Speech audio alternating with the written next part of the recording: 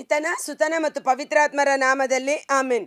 ಯೇಸು ರಕ್ತದಲ್ಲಿ ನಾ ಮಿಂದಿರುವೆ, ನನಗ್ಯಾವುದೇ ಭಯವಿಲ್ಲ, ಯಾವ ಕೇಡು ನಮಗಿಲ್ಲ.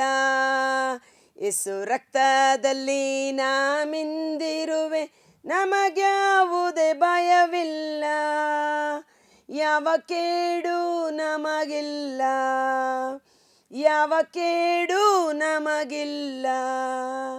ಪ್ರಭು ಕ್ರಿಸ್ತರಲ್ಲಿ ಆತ್ಮೀಯ ಸಹೋದರ ಸಹೋದರಿಯರೇ, ಯೇಸು ರಕ್ತದ ಬಗ್ಗೆ ಸುಮಾರು ನಾವು ಧ್ಯಾನಿಸುತ್ತಾ ಬಂದೆವು. ಮಧ್ಯದಲ್ಲಿ ಸೌಖ್ಯದ ಬಗ್ಗೆ ಸ್ವಲ್ಪ ಪವಿತ್ರಾತ್ಮರು ಪ್ರೇರೇಪಣೆ ಮಾಡಿದ ಕಾರಣ ಸೌಖ್ಯದ ಬಗ್ಗೆ ನಾವು ಮಾತನಾಡಿ ವಾಕ್ಯಗಳನ್ನು ಧ್ಯಾನಿಸಿ ಅನೇಕರು ಸೌಖ್ಯವನ್ನು ಪಡೆದುಕೊಂಡು ರಸಿ ಧ್ಯಾನ ಕೇಂದ್ರದಲ್ಲಿ ಬಂದು ಸಾಕ್ಷೀಕರಿಸಿದಿರಿ. ದೇವರು ನಿಮ್ಮನ್ನು ಹೆಚ್ಚಾಗಿ ಆಶೀರ್ವದಿಸಲಿ. ಈಗ ನಾವು ಯೇಸು ರಕ್ತದ ಬಗ್ಗೆ ಇನ್ನೂ ಕೆಲವು ಆಳವಾದ ವಿಷಯಗಳನ್ನು ಧ್ಯಾನಿಸುತ್ತಾ ಆ ರಕ್ತದ ಅಭಿಷೇಕ, ಆ ರಕ್ತದ ಮಹಿಮೆ, ಆ ರಕ್ತದ ಕಾರ್ಯಗಳು, ಆ ರಕ್ತ ಮಾಡುವ ಕೆಲಸಗಳ ಬಗ್ಗೆ ನಾವು ತಿಳಿದುಕೊಂಡಾಗ ಆ ರಕ್ತದ ಪರಿಪೂರ್ಣ ಆಶೀರ್ವಾದವನ್ನು ನಾವು ಹೊಂದಿಕೊಳ್ಳಲು ಸಾಧ್ಯವಾಗುತ್ತದೆ. ಈ ದಿನ ನಾವು ಧ್ಯಾನಿಸುವಂಥ ವಚನ ಎಫೆಸದವರಿಗೆ ಬರೆದ ಪತ್ರ 1ನೇ ಅಧ್ಯಾಯ ವಚನ 7. ಯೇಸು ಕ್ರಿಸ್ತರು ಸುರಿಸಿದ ರಕ್ತಧಾರೆಯ ಮೂಲಕ ನಮಗೆ ಪಾಪಕ್ಷಮೆ ದೊರಕಿತು, ವಿಮೋಚನೆಯೂ ಲಭಿಸಿತು. ಪಾಪಗಳನ್ನು ಕ್ಷಮಿಸುವ ಅಧಿಕಾರವುಳ್ಳ ರಕ್ತ, ಅದು ಯೇಸುವಿನ ರಕ್ತ. ಆಮೇನ್ ಎಂದು ಟೈಪ್ ಮಾಡುವ. ಯೇಸು ಕ್ರಿಸ್ತರು ಸುರಿಸಿದ ರಕ್ತಧಾರೆಯ ಮೂಲಕವೇ ನಮಗೆ ಪಾಪ ಕ್ಷಮೆ ದೊರಕಿತು. ಯೇಸುವಿನ ರಕ್ತದಲ್ಲಿ ಒಂದು ವಿಶೇಷವಾದ ಶಕ್ತಿ ಇದೆ, ಕಾರ್ಯವೈಖರಿ ಇದೆ, ಅಭಿಷೇಕ ಇದೆ. ಏನೆಂದರೆ ಯೇಸುವಿನ ರಕ್ತ ಸಕಲ ಪಾಪಗಳನ್ನು ಕ್ಷಮಿಸುವ ಅಧಿಕಾರವುಳ್ಳ ರಕ್ತ, ವಿಮೋಚನೆ ಬಿಡುಗಡೆಯನ್ನು ನೀಡುವ ರಕ್ತ. ಇದು ದೇವರ ಅನುಗ್ರಹದ ಶ್ರೀಮಂತಿಕೆಯ ಸರಿ. ಕೃಪೆಯಲ್ಲಿ ಶ್ರೀಮಂತರು, ಅನುಗ್ರಹದ ಶ್ರೀಮಂತಿಕೆ. ನನ್ನ ಯೇಸು ನನ್ನ ರಕ್ಷಕ. ದೇವರು ಕೃಪೆಯಲ್ಲಿ ಶ್ರೀಮಂತರಾಗಿದ್ದಾರೆ. ಯಾವ ಕೃಪೆ? ಯೇಸುವಿನ ರಕ್ತದ ಕೃಪೆಯಲ್ಲಿ ಶ್ರೀಮಂತರಾಗಿದ್ದಾರೆ. ಇದನ್ನು ಅವರು ನಮ್ಮ ಮೇಲೆ ಯಥೇಚ್ಛವಾಗಿ ಸುರಿಸಿದ್ದಾರೆ. Price the lord. ಈ ಕೃಪೆ ಯಾವ ಕೃಪೆ? ನಮ್ಮ ಸಕಲ ಪಾಪಗಳನ್ನು ಕ್ಷಮಿಸುವ ಯೇಸುವಿನ ರಕ್ತ ನಮ್ಮ ಮೇಲೆ ಯಥೇಚ್ಛವಾಗಿ ಸುರಿಸಿದ್ದಾರೆ.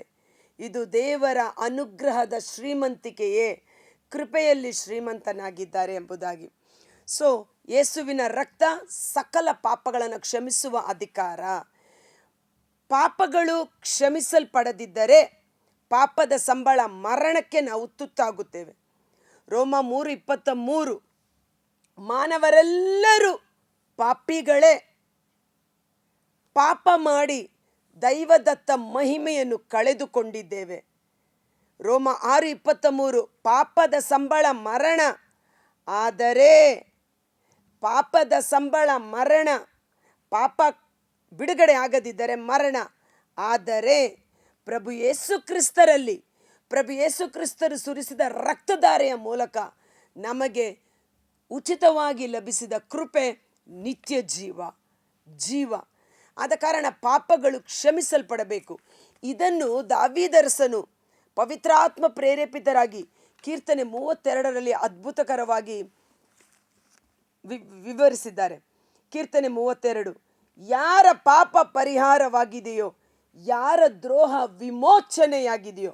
ಇಲ್ಲಿ ನಾವು ಓದಿದೆವು, ಯೇಸು ಕ್ರಿಸ್ತರು ಸುರಿಸಿದ ರಕ್ತಧಾರೆಯ ಮೂಲಕ ನಮಗೆ ಪಾಪಕ್ಷಮೆ ಲಭಿಸಿತು, ವಿಮೋಚನೆ, ಬಿಡುಗಡೆ, ಪಾಪದ ಕಟ್ಟುಗಳಿಂದ, ಪಾಪದ ಪ್ರತಿಫಲಗಳಿಂದ, ಪಾಪದ ಬಂಧನಗಳಿಂದ ನಮಗೆ ಬಿಡುಗಡೆಯೂ ದೊರಕಿತು.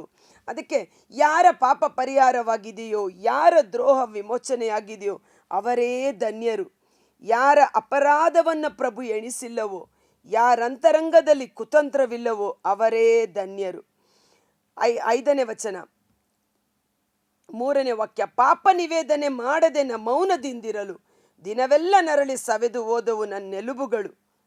ಆಗ ನಾನು ನಿವೇದಿಸಿದೆ ನಿನಗೆ ನನ್ನ ಪಾಪವನ್ನು, ಮರೆಮಾಡಲಿಲ್ಲ ನಿನ್ನಿಂದ ನನ್ನ ದ್ರೋಹಗಳನ್ನು. ಪ್ರಭು ಮುಂದೆ ನನ್ನ ತಪ್ಪುಗಳನ್ನು ಒಪ್ಪಿಕೊಳ್ಳುವೆ ಎಂದೆನು, ಆಗ ನೀ ಪರಿಹರಿಸಿದೆ ನನ್ನ ಪಾಪ ದೋಷವನ್ನು. Praise the Lord. ಮಾನವರೆಲ್ಲರೂ ಪಾಪಿಗಳೇ. ಅದರಲ್ಲಿ 2 ಭಾಗ ಮಾಡಬಹುದು. ಯಾರ ಪಾಪ ಕ್ಷಮಿಸಲ್ಪಟ್ಟಿದೆಯೋ ಅವರು ಭಾಗ್ಯವಂತರು. ಯಾರೆಲ್ಲ ಯೇಸು ಕ್ರಿಸ್ತರನ್ನು ರಕ್ಷಕನನ್ನಾಗಿ ಸ್ವೀಕರಿಸಿ ಅವರ ರಕ್ತವನ್ನು ಸ್ವೀಕರಿಸಿ ಅವರ ರಕ್ತಧಾರೆಯ ಮೂಲಕ ಅವರ ಪಾಪಗಳು ಕ್ಷಮಿಸಲ್ಪಟ್ಟಿದೆಯೋ ಅವರು ಕ್ಷಮಿಸಲ್ಪಟ್ಟ ಪಾಪಿಗಳು. ಮಾನವರೆಲ್ಲರೂ ಪಾಪಿಗಳೇ. ಎರಡು ಭಾಗ. ಒಂದು, ಪಾಪಗಳು ಕ್ಷಮಿಸಲಾಗದೇ ಇರುವ ಪಾಪಿಗಳು. ಎರಡನೆಯದು, ಅವರು ಪಾಪಿಗಳೇ, ಆದರೆ ಯೇಸು ರಕ್ತದಿಂದ ಅವರ ಪಾಪಗಳು ಕ್ಷಮಿಸಲ್ಪಟ್ಟು ಪರಿಶುದ್ಧರಾಗಿ ಎನಿಸಿಕೊಂಡಿರುವವರು. Praise the Lord. ಆದ ಕಾರಣ ಯೇಸುವಿನ ರಕ್ತ ಸಕಲ ಪಾಪಗಳನ್ನು ಕ್ಷಮಿಸುವ ಅಧಿಕಾರವನ್ನು ಪಡೆದಿರುವಂಥ ರಕ್ತ. ಮಾರ್ಕ 2:1-5 ನಾವು ನೋಡುತ್ತೇವೆ. ಆ ಪಾರ್ಶ್ವವಾಯು ರೋಗಿಯನ್ನು ಯೇಸುವಿನ ಬಳಿ 4 ವಿಶ್ವಾಸಿಗಳು ಕರೆದುಕೊಂಡು ಬಂದಾಗ ಯೇಸು ಆ 4 ನಂಬಿಕೆಯನ್ನು ನೋಡಿ ಆ ರೋಗಿಗೆ ಹೇಳಿದ ಮಾತೇನು? ಮಗನೇ, ನಿನ್ನ ಪಾಪಗಳು ಕ್ಷಮಿಸಲಾಗಿದೆ. ಅಲ್ಲಿದ್ದ ಜನರೆಲ್ಲ ಆಶ್ಚರ್ಯಚಕಿತರಾದರು. ಒಬ್ಬ ಮನುಷ್ಯ, ನರಮಾನವ, ಹೇಗೆ ಮತ್ತೊಬ್ಬ ಮನುಷ್ಯನ ಪಾಪಗಳನ್ನು ಕ್ಷಮಿಸುವ ಅಧಿಕಾರ ಉಂಟು? ಈತನಿಗೆ ಎಲ್ಲಿಂದ ಬಂತು? ಈತನಿಗೆ ಇದು ಹೇಗೆ ಸಾಧ್ಯ ಎಂದು ಅಲ್ಲಿದ್ದ ಜನರು ಗೊಣಗಾಡಿದರು. ಆದರೆ ನರಪುತ್ರನಿಗೆ, ದೇವರ ಪುತ್ರನಿಗೆ, ಪ್ರಭು ಯೇಸು ಲೋಕೋದ್ಧಾರಕ, ರಕ್ಷಕ, ಆತನಿಗೆ ಜನರ ಪಾಪಗಳನ್ನು ಕ್ಷಮಿಸುವ ಅಧಿಕಾರ ಉಂಟು ಎಂಬುದು ಅವರೆಲ್ಲರಿಗೂ ಮನವರಿಕೆಯಾಗಬೇಕೆಂದೇ ಪ್ರಭು ಯೇಸು ಮೊದಲು ಅವನ ರೋಗಕ್ಕೆ ಕಾರಣವಾಗಿದ್ದ ಪಾಪವನ್ನು ಕ್ಷಮಿಸಿ ತದನಂತರ ಹಾಸಿಗೆಯನ್ನು ಎತ್ತಿಕೊಂಡು ಮನೆಗೆ ಹೋಗು ಎಂದರು. ಅಲ್ಲಿದ್ದ ಜನರೆಲ್ಲರೂ ಆಶ್ಚರ್ಯಚಕಿತರಾದರು. ಪಾಪ ಕ್ಷಮಿಸಲ್ಪಟ್ಟಾಗ ಅವನ ಶರೀರದಲ್ಲಿ ಸೌಖ್ಯ ಕಾರ್ಯ ಮಾಡಿತು. ಪಾಪ ಅವನನ್ನು ಕಟ್ಟಿಹಾಕಿತ್ತು ರೋಗದ ಮೂಲಕ. ಯಾವ ಪಾಪವನ್ನು ಯೇಸು ಕ್ಷಮಿಸಿದರೋ ಅವನು ಸೌಖ್ಯವನ್ನು, ಬಿಡುಗಡೆಯನ್ನು, ವಿಮೋಚನೆಯನ್ನು ಪಡೆದುಕೊಂಡ. ಆದ ಕಾರಣ ಯೇಸುವಿಗೆ ಜನರ ಪಾಪಗಳನ್ನು ಕ್ಷಮಿಸುವ ಅಧಿಕಾರ ಉಂಟು. ಯೇಸು ತನ್ನ ರಕ್ತವನ್ನು ಸುರಿಸಿದ್ದು ಅದಕ್ಕಾಗಿಯೇ. ಮತ್ತಾಯ 1:21 ನಾವು ನೋಡ್ತೇವೆ, ಯೇಸು ಎಂದರೆ ಜನರ ಪಾಪಗಳನ್ನು ಕ್ಷಮಿಸಿ ರಕ್ಷಿಸುವ ರಕ್ಷಕ ಎಂದು ಅರ್ಥ. ಪ್ರಭು ಯೇಸು ಸುರಿಸಿದ ರಕ್ತಧಾರೆಯಿಂದ ನಮ್ಮ ಸಕಲ ಪಾಪಗಳು ಕ್ಷಮಿಸಲ್ಪಟ್ಟಿದೆ. ನಾವು ಪಾಪಿಗಳೇ, ಆದರೆ ನಾವಿನ್ನೂ ಪಾಪಿಗಳಲ್ಲ. ನಮ್ಮ ಪಾಪಗಳು ಯೇಸು ರಕ್ತದಿಂದ ಕ್ಷಮಿಸಲ್ಪಟ್ಟು ಪರಿಶುದ್ಧರಾಗಿ, ನೀತಿವಂತರಾಗಿ, ಸಜ್ಜನರಾಗಿ ಎಣಿಕೆ ಮಾಡಲ್ಪಟ್ಟಿದ್ದೇವೆ. ಕೊಲೆಸದವರಿಗೆ ಬರೆದ ಪತ್ರ 1ನೇ ಅಧ್ಯಾಯ ವಚನ 12 ನಾವು ನೋಡ್ತೇವೆ. ಆದ ಕಾರಣ ಪಿತನಿಗೆ ಹರ್ಷದಿಂದ ಕೃತಜ್ಞತಾ ಸ್ತುತಿ ಸಲ್ಲಿಸಿರಿ. ಎಂಥ ಒಂದು ಸೌಭಾಗ್ಯ! ನಾವು ಮಾಡಿದ ಪಾಪಗಳನ್ನು ಬಿಡುಗಡೆ ಹೊಂದಲು, ಕ್ಷಮಿಸಲ್ಪಡಲು ನಮಗಾಗಿ ರಕ್ಷಕನನ್ನು ದೇವರು ಕಳುಹಿಸಿಕೊಟ್ಟಿದ್ದಾರಲ್ಲ. ಅದಕ್ಕಾಗಿ ಯೇಸು ರಕ್ತನ ಪಾಪಗಳನ್ನು ಕ್ಷಮಿಸುವಂತೆ ತಂದೆ ದೇವರು ತಮ್ಮ ಕೃಪೆಯನ್ನು ಸುರಿಸಿದ್ದಾರಲ್ಲ. ಪಿತನಿಗೆ ಹರ್ಷದಿಂದ ಕೃತಜ್ಞತಾ ಸ್ತುತಿ ಸಲ್ಲಿಸಿರಿ. ತಂದೆ ದೇವರಿಗೆ ಥ್ಯಾಂಕ್ಸ್ ಹೇಳ್ಬೇಕು ನಾವು. ದೇವರೇ, ಯೇಸುವನ್ನು ಕಳುಹಿಸಿಕೊಟ್ಟು ಅವರ ರಕ್ತ ಸುರಿಸುವುದರ ಮೂಲಕ ನನ್ನ ಪಾಪಗಳು ಕ್ಷಮಿಸಿದೆಯಲ್ಲ, ಅದಕ್ಕಾಗಿ ಥ್ಯಾಂಕ್ ಯು ದೇವರೇ, ಕೃತಜ್ಞತಾ ಸ್ತುತಿ ಸಲ್ಲಿಸಬೇಕು. ದೇವರು ನಮ್ಮನ್ನು ಅಂಧಕಾರದ ಆಡಳಿತದಿಂದ ಬಿಡುಗಡೆ ಮಾಡಿ ತಮ್ಮ ಪುತ್ರನ ಸಾಮ್ರಾಜ್ಯಕ್ಕೆ ಸುರಕ್ಷಿತವಾಗಿ ತಂದಿದ್ದಾರೆ. ಈ ಪುತ್ರನಲ್ಲಿ ನಮಗೆ ಪಾಪ ಕ್ಷಮೆ ದೊರಕಿದೆ, ವಿಮೋಚನೆಯು ಲಭಿಸಿದೆ.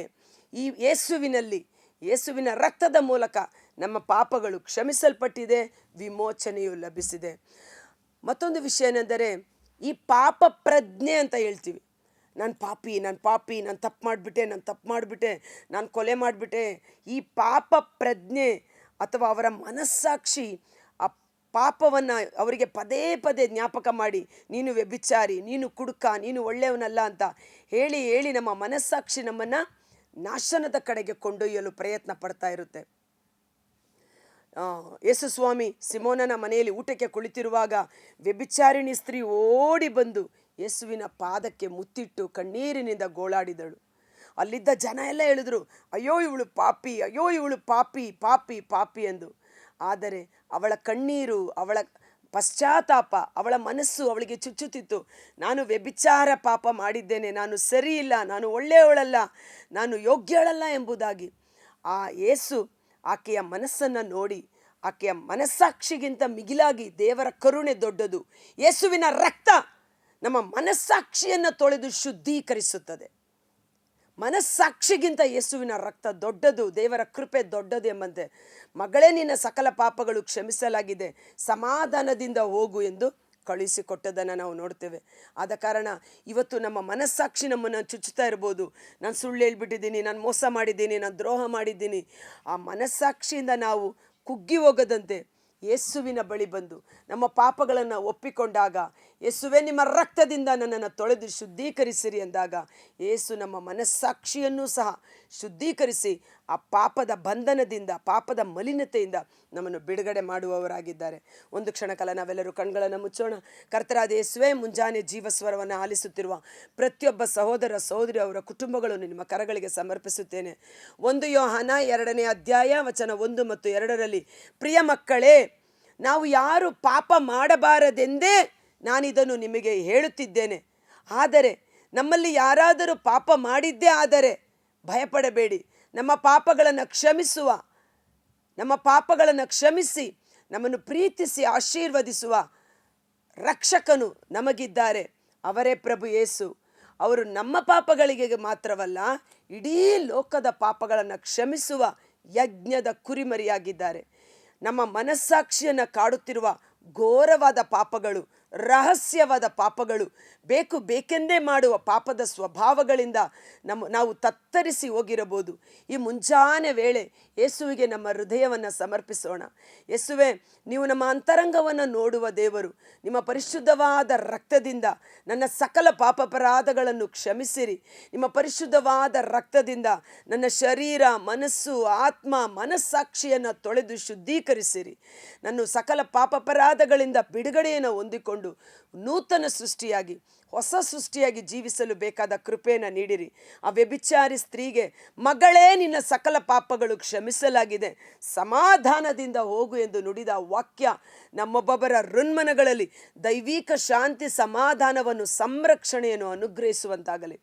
ಮಗನೇ, ನಿನ್ನ ಸಕಲ ಪಾಪಗಳು ಕ್ಷಮಿಸಲಾಗಿದೆ, ನಿನ್ನ ಹಾಸಿಗೆಯನ್ನು ಎತ್ತಿಕೊಂಡು ಮನೆಗೆ ಹೋಗು ಎಂದು ನುಡಿದ ಆ ವಚನ ನಮ್ಮಲ್ಲಿ ಕಾರ್ಯ ಮಾಡಲಿ. ನಮ್ಮ ಸಕಲ ಪಾಪದ ನಿಮಿತ್ತ ಬಂದಿರುವ ಎಲ್ಲ ರೋಗ ರುಜಿನದ ದುರಾತ್ಮಗಳು ಯೇಸು ನಾಮದಲ್ಲಿ, ಯೇಸು ರಕ್ತದ ಅಭಿಷೇಕದಲ್ಲಿ ಸಂಪೂರ್ಣವಾಗಿ ನಿಷ್ಕ್ರಿಯವಾಗಲಿ.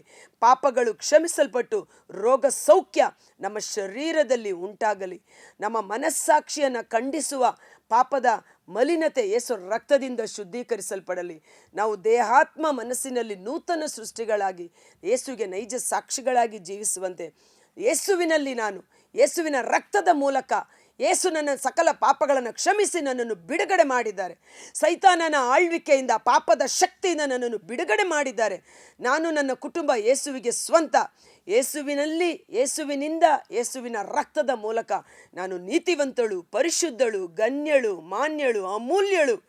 ಈ ವಚನ ನಮ್ಮಲ್ಲಿ ಕಾರ್ಯ ಮಾಡಲಿ. ಯೇಸುವಿನ ಅದ್ಭುತಕರವಾದ ನಾಮದಲ್ಲಿ ಪ್ರಾರ್ಥಿಸಿ ಬೇಡಿ ಹೊಂದಿಕೊಳ್ಳುತ್ತೇವೆ. Amen. Thank you. God bless you. ಈ ವಿಡಿಯೋ ಲಿಂಕನ್ನು ಪರರಿಗೂ ಶೇರ್ ಮಾಡಿ. ಯೇಸುವಿನ ರಕ್ತ ನಮ್ಮನ್ನು ಸಕಲ ಪಾಪಗಳನ್ನು ಕ್ಷಮಿಸಿ ಬಿಡುಗಡೆ ಮಾಡಿದ ರಕ್ತಕ್ಕೆ ಜಯವಾಗಲಿ.